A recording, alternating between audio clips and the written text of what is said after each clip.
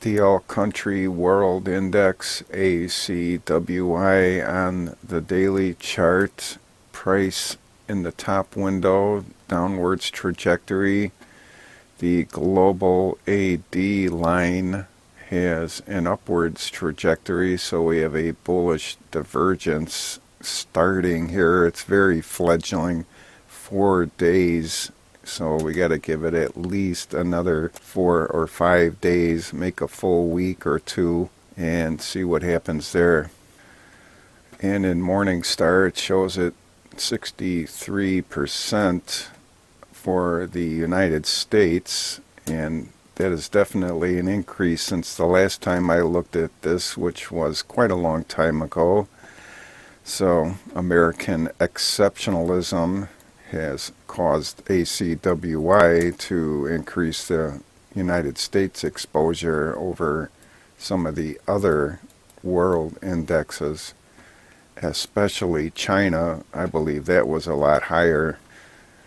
And no bullish divergences yet in the weekly ACWI with global AD line in the bottom window, so this needs to corroborate the daily eventually with a bullish divergence or a hook around to the upside.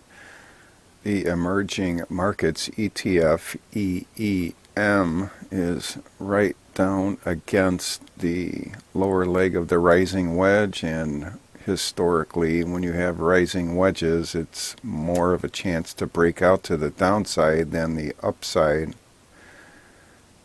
And if and when it breaks down below this lower part of the rising wedge, the pink downtrend line here is right above the 200 EMA at 39.32, and then below the 200 EMA is the simple moving average, still straddling this horizontal support line at 38.96, and the 200 is at 39.01, so right there. The weekly COMPQ, new highs, new lows, COMPQ index in the top window, the high-low weekly in the middle window, and the new highs, new lows in the bottom window is the one we pay attention to. And you can see that the new high, new low line has gone under the 39 simple moving average a bit.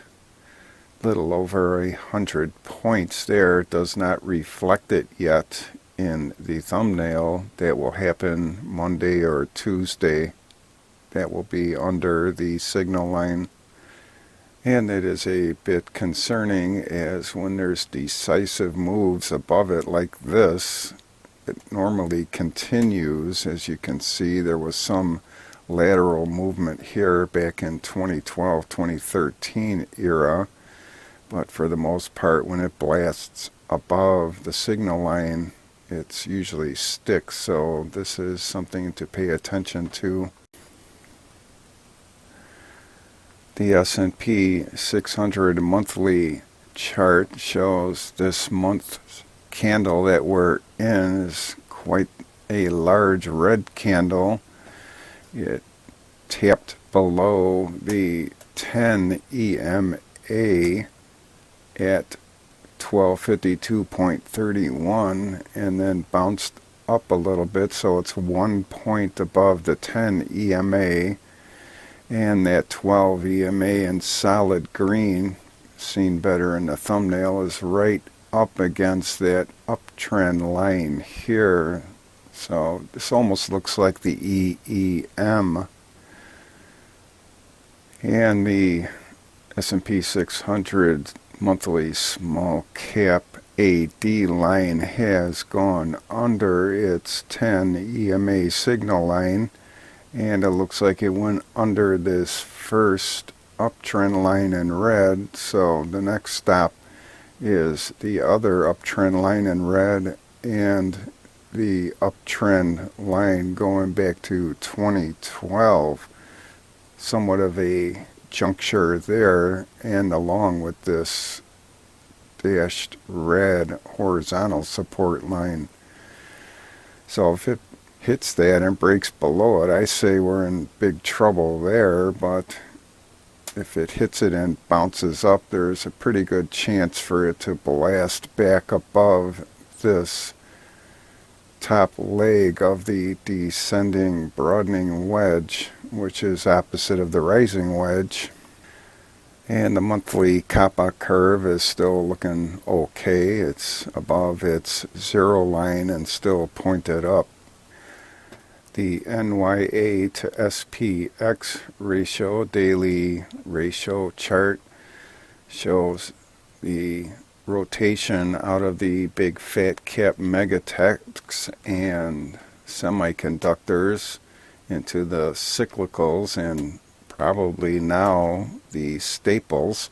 So it really blasted out of this. I was wondering if it was ever going to break out of this range, and that question was answered. It broke out of the two horizontal lines and looks like it wants to go after the sewer lid, I believe I called it. So let's see what happens there.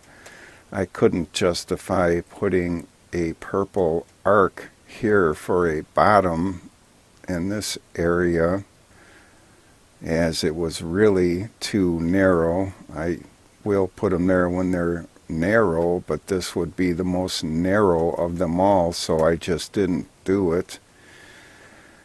And I do that between a half basis point and full basis point range, so the range is narrow, and I stand corrected that this 5 over here on the 3.445 is a half of a basis point, and the 4 right next to it is a full basis point. So the legging into the cyclical area and the left behinds and some staples has panned out. And as a reminder, this is a relative performance ratio, so that doesn't mean the cyclicals and staples are skyrocketing. That just means the ratio between the big fat cap megatechs and those cyclicals and staples is turning the other way, with the big fat cap megatechs doing poorly and the cyclicals and staples doing probably just okay. But this is probably more of a reflection of the big fat cap megatechs doing very poorly. TNX, the CBOE 10-year U.S. Treasury yield index on the daily chart, shows there is a lower high recently, last couple days, and you can see the legs up in the yields. We're just continuing up and up, so at least here we have a little bit of a reprieve with a lower high. However, on the monthly chart there's no reprieve at all, but you can see that it still has yet to exceed that prior high, 4.85% on the yield. But again, this is a line chart, so we're using closes. It was higher than that. It was up in the 5 area. And the monthly RSI has gone above its 21 EMA.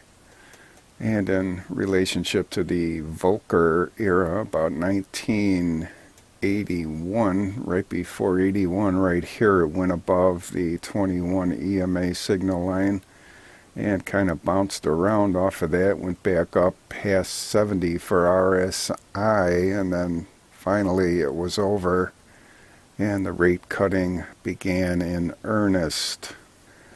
Unfortunately, that was because this was a pretty bad recession. I remember this one vividly, so not fun. And the MACD has ticked upwards. You can see in the thumbnail it's still below its signal line, so definitely worth monitoring this MACD. The Commodity Research Bureau Index CRB on the daily chart still shows an upwards trajectory after this breakout of prior uptrend line in blue and the downtrend line for sure in dashed red. And the monthly CRB looks the same.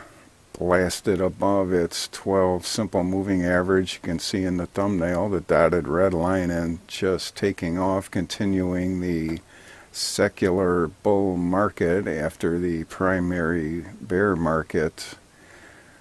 And Dr. Copper on the weekly chart corroborates the CRB. It's blasted above this resistance area, 4.25. It's knocking at the door of 4.47. What a run that was.